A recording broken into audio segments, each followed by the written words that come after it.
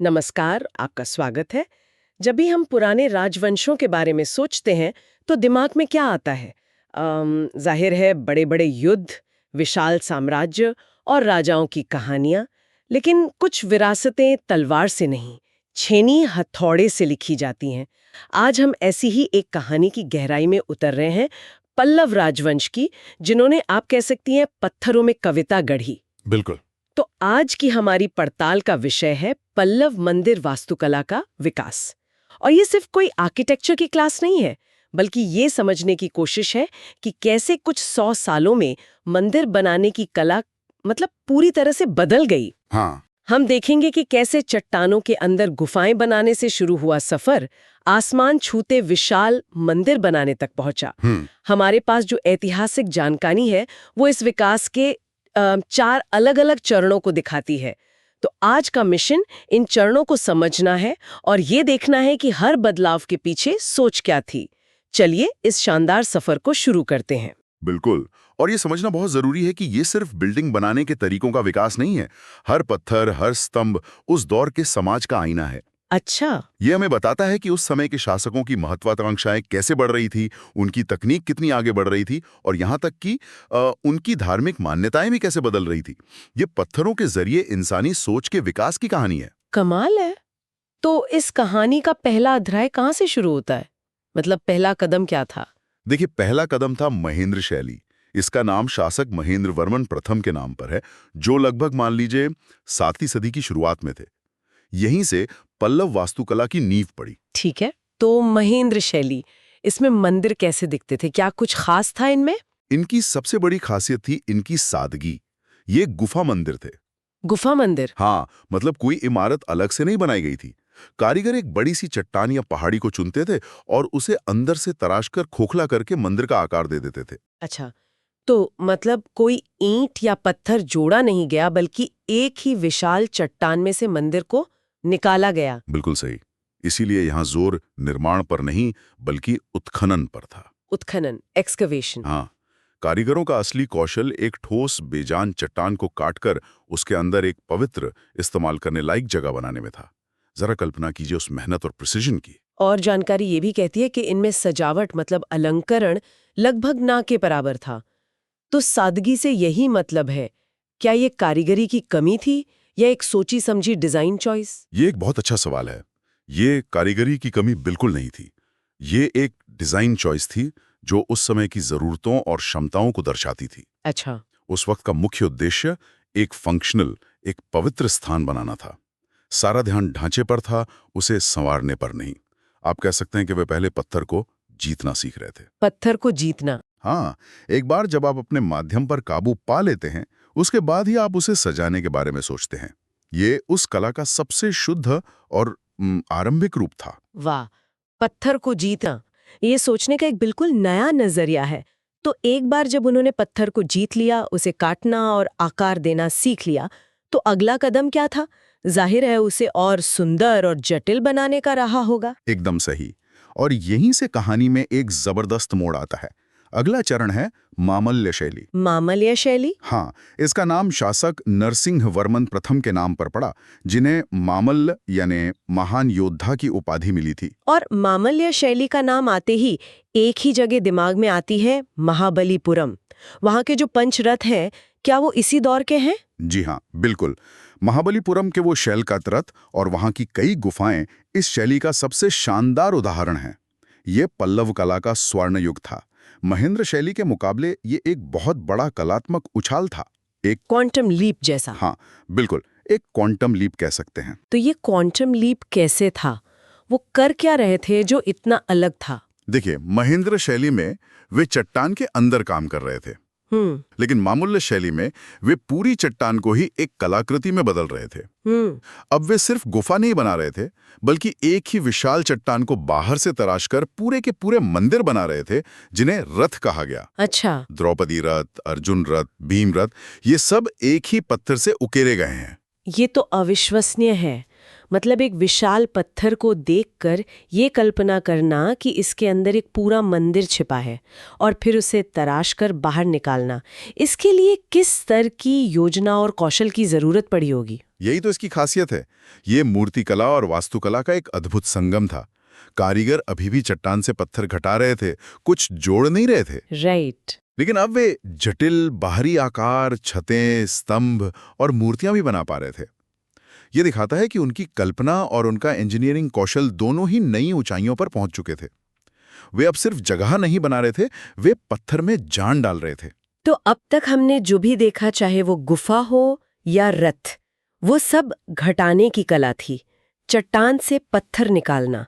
लेकिन अगर आपको अपनी मर्जी का आकार देना हो तो, अगर आपको चट्टान की सीमाओं से आजाद होना हो तो, मुझे लगता है यहीं से खेल पूरी तरह बदल गया होगा। आपने बिल्कुल सही पकड़ा, और यही पल्लव वास्तुकला का सबसे क्रांतिकारी मोड़ है।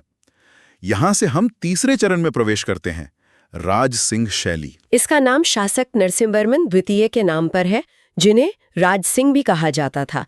तो इस शैली ने ऐसा क्या किया जो पहले नहीं हुआ? इस शैली ने गुफा वास्तुकला को पूरी तरह से छोड़ दिया। पहली बार पूर्ण संरचनात्मक मंदिरों का निर्माण हुआ। संरचनात्मक मंदिर? हाँ, अब कलाकार चट्टान के आकार से बंधे नहीं थे। वो अलग अलग पत्थरों को, जैसे ईंटें होती हैं, एक एक करके जोड़कर जमीन से ऊपर एक पूरी इमारत खड़ी कर रहे थे। तो ये एक्सकवेशन से कंस्ट्रक्शन की तरफ एक पूरा शिफ्ट था। बिल्कुल। इसका सबसे बड़ा उदाहरण कौन सा मंदिर है? इसका सबसे बेहतरीन और सबसे पुराना जीवित उदाहरण है कांचीपुरम का कैलाशनाथ मंदिर। ये मंदिर उस क्रांति का प्रतीक है। कल्पना कीजिए, उस समय के लोगों के लिए कितना चमत्कारी रहा होगा। हाँ, सच में। पहली बार वे एक ऐसा मंदिर देख रहे थे जो जमीन से आसमान की तरफ उठ रहा था, जिसे चट्टान से नहीं बल्कि इंसानी हाथों से टुकड़ों को जोड़कर बनाया गया था। और इस नई तकनीक की वजह से मंदिर के डिजाइन में क्या-क्या नए बदलाव आए जो पहले संभव नहीं थे? बहुत सारे, क्योंकि अब वास्तुकारों को डिजाइन की पूरी आजादी थी। इसी वजह से कैलाशनाथ मंदिर में हमें एक पूरी तरह से विकसित गर्भगृह मिलता है, यानी मंदिर का केंद्रीय पवित्र स्थान। अच्छा। उस गर्भगृह के ऊपर एक ऊंचा विमान या टॉवर बनाया गया। मंदिर के चारों ओर एक परिक्रमा पथ बनाया गया, जहां भक्त परिक्रमा कर सकें। और तो और मुख्य मंदिर के साथ साथ कई छोटे-छोटे उप देवालय भी बनाए गए। वाह!